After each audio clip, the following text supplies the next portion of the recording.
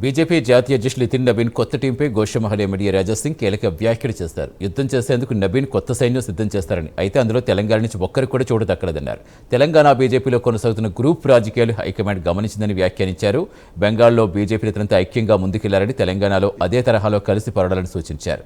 Telangana BJP నాయకులకు వందనం, తెలంగాణను ఇంకెన్నేళ్లు నాశనం చేస్తూ ఉంటారంటూ ప్రశ్నించారు. నేతలంతా ఐక్యంగా పోరాడితేనే తెలంగాణలో బీజేపీ అధికారం సాధించడం సాధ్యమవుతుందని స్పష్టం చేశారు. భారతీయ జనతా పార్టీ జాతీయ కార్యవర్గంలో తెలంగాణకి ఒక్క పేరు కూడా అవకాశం ఇవ్వలేదు.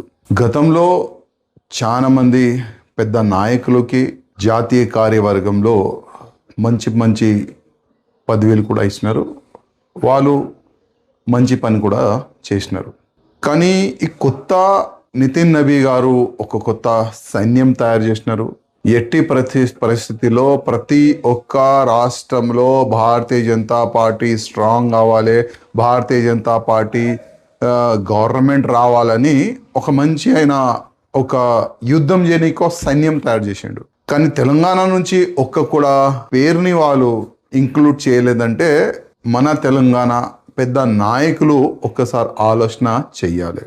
ఎందుకంటే ప్రతిసారి గ్రూప్ రాజకీయం ప్రతిసారి కంప్లైంట్ ఢిల్లీకి వెళ్ళాలి, కంప్లైంట్ ఇవ్వాలి.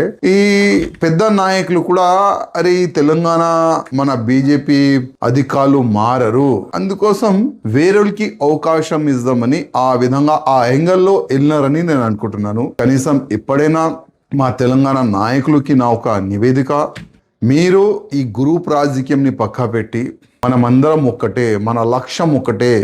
ఏ విధంగా బంగాల్లో భారతీయ జనతా పార్టీ గవర్నమెంట్ రానికి అందరూ ఒకటై ఒక యుద్ధం చేసినారు. దాని తర్వాతనే బంగాల్ అట్లాంటి రాష్ట్రంలో కూడా భారతీయ జనతా పార్టీ గవర్నమెంట్ వచ్చిందంటే అక్కడ గ్రూపిజంని పక్కా పెట్టి ఇది నా పార్టీ, ఇది నా రాష్ట్రంలో భగవా రాజ్యం రావాలి, కాశం రాజ్యం రావాలని ఒక సంకల్పం వాళ్ళు పెట్టుకొని యుద్ధం చేసిన తర్వాతనే బంగాల్ అట్లాంటి రాష్ట్రంలో